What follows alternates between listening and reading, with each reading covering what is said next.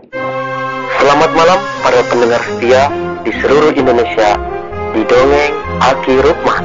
Selamat mendengarkan dan tetap merdeka. Assalamualaikum warahmatullahi wabarakatuh.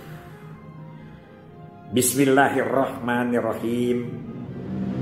Allahumma sholli ala sayyidina Muhammadin tibil qulubi wadawaiha wa apyanil abdani wa sifaiha wa nuril absori wa diyaiha wa ala alihi wa sahbihi wa salam. Bismillahirrahmanirrahim. As-silaturrahmi tatwilul umuri wa tazidur rizqo amawalu. Bapak Ibu dan kawan-kawan sekalian, selamat malam sampurasun.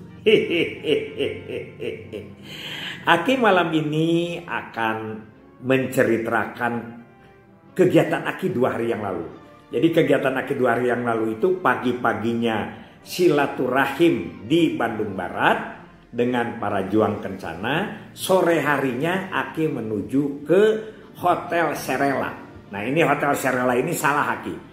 Datangnya ke Hotel Serela yang di Gatot Subroto, padahal alamatnya Serela yang di Riau, ya, di Jalan Riau. Itulah namanya juga sudah rada lieur saeutik ka itu ka dieu.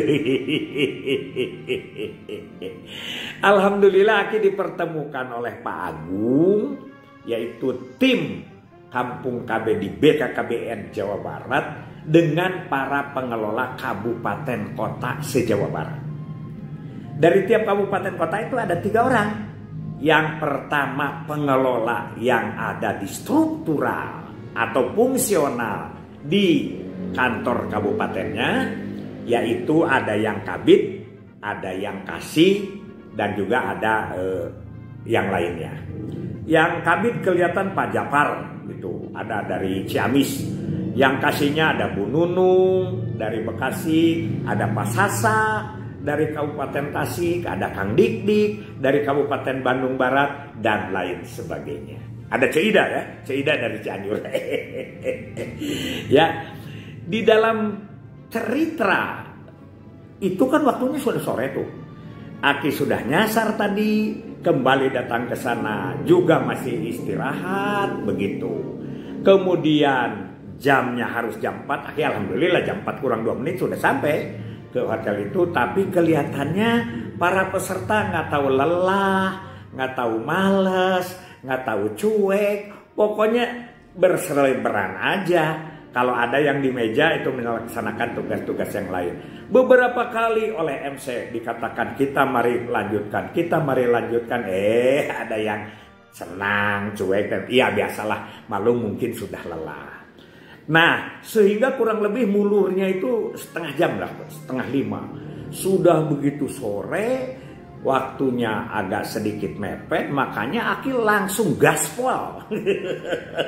Tidak rem-rem. Gaspol menunjukkan kepada pertama masalah-masalah yang Aki tahu, yang Aki temui tentang Kampung KB di lapangan. Ternyata mereka tidak menyangka, malah menambah, ya, tidak membantah malah menambah. Ditambah lagi dengan hasil diskusi beberapa, kembali lagi bahwa kita sebetulnya belum begitu menguasai baik lahiriah maupun batiniah, baik konsep syariat maupun hakikat-hakikat dari Kampung KB itu. Banyak yang ditanya, tahu Impres nomor 3, tapi ditanya pekerjaan apanya, itu tidak ada. Begitu ya. Dan ini karena Kampung KB yang dari contoh percontohan, Aki terus menyatakan tentang masalah-masalah yang ada. Ya. Jadi yang pertama muncullah yang namanya negara dalam negara kepada Kampung KB ini ya. Ada juga yang mengatakan itu, Aki pernah menemukan ini, istri Bupati Wali Kota Tangerang, ya, Ibu Arif. Ketika Aki jelaskan bahwa Kampung KB itu ini hakikatnya, beliau sampai bertanyanya gini, Ki, kalau kampung KB sudah ada, apa pekerjaan suami saya sebagai wali kota? Aki jawab, kalau kampung KB-nya sukses, ya itulah pekerjaan Pak Wali Kota, membuat kampung KB yang bisa mensejahterakan masyarakat. Karena keluarganya keluarga sejahtera, keluarganya keluarga berkualitas. Begitu kata Aki.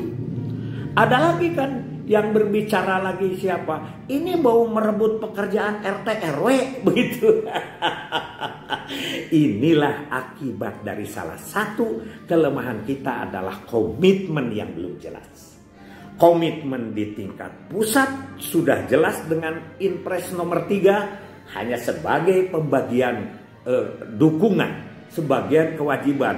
Tapi sampai sekarang belum terasa kewajiban itu yang bertanggung jawab. Aki bertanya kepada beberapa orang kepala dinas provinsi, apakah bantuan Anda ada yang khusus difokuskan ke kampung KB? Nggak ada, Ki. Itu mah sudah aja. Kebetulan ke situ, kebetulan ada kampung KB. Sebetulnya kami mah sesuai dengan sasaran kami aja. Ada kampung KB, tidak ada kampung KB, sama saja. Ini ya. Jadi mungkin ada satu atau dua. Nah inilah apa sebetulnya? Apa sebetulnya ganjalan ini? Ganjalan ini adalah satu, selain dari pemahaman, juga komunikasi kita.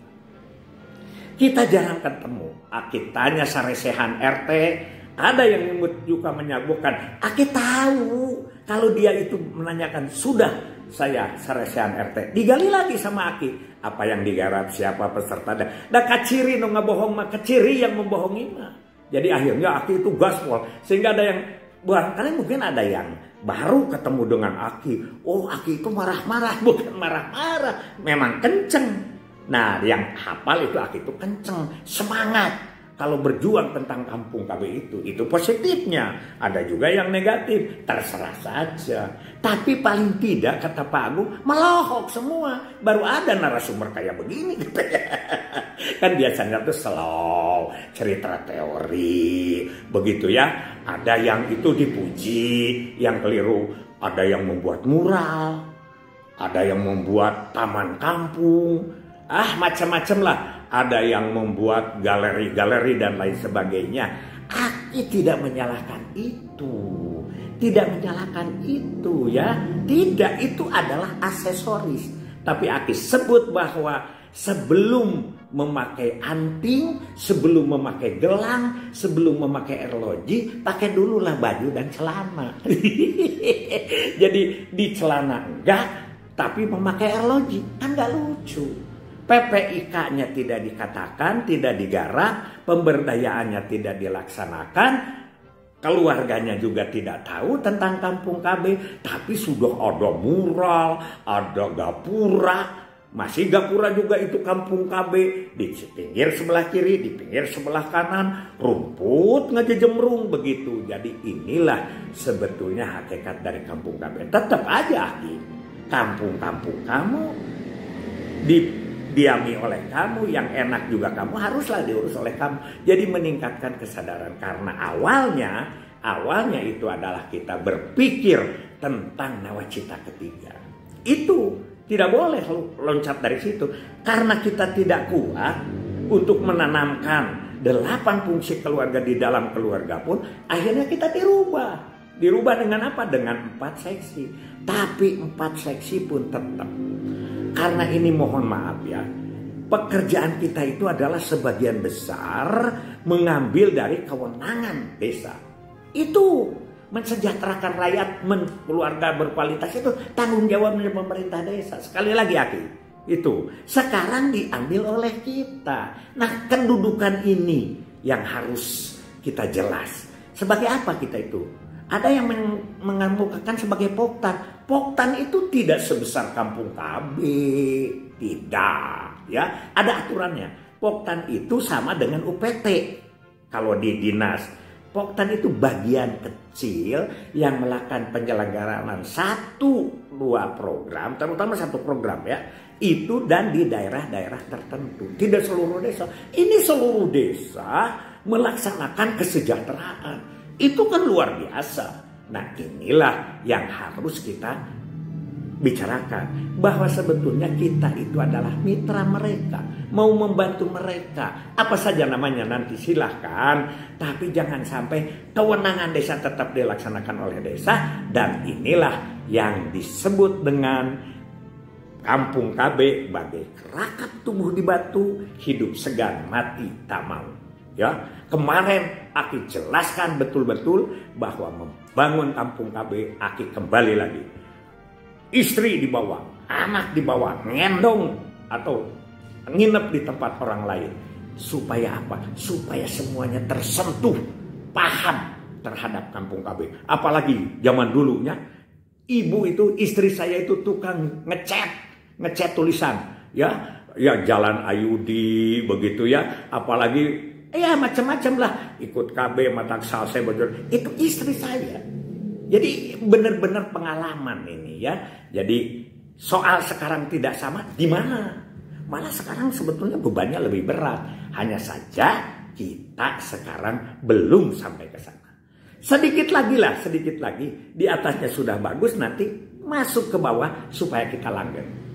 Sekali lagi, masyarakat kata Ibu Tuwise akan senang dengan Kampung KB kalau dia sudah merasakan manfaat Kampung KB. Billahi fisabilillah. Wassalamualaikum warahmatullahi wabarakatuh.